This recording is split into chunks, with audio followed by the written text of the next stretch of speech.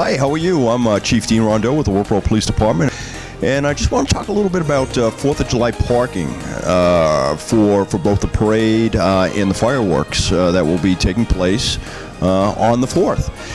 So it makes sense if you're coming from points north and points south to park in those respective general locations.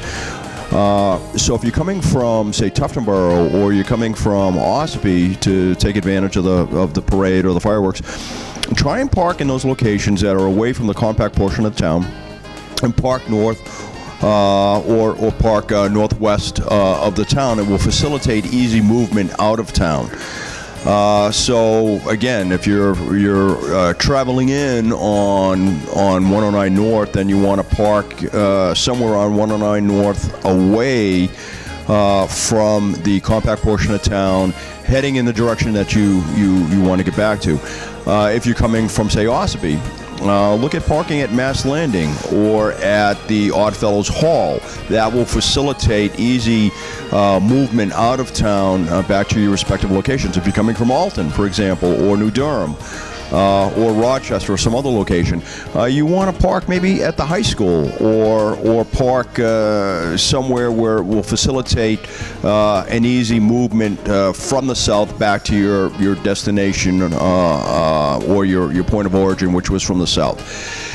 So again, if you're parking from points east, then you want to park, locations that will facilitate easy movement out to the east, and that's only common sense. What happens, especially in the 4th of July fireworks, is at the end there are literally thousands of people that cross the roads from such locations as Brewster Academy or Dockside, or areas to the west across the main thoroughfare, and that sea of humanity, the literally thousands upon thousands of folks that are crossing the roads, will block traffic.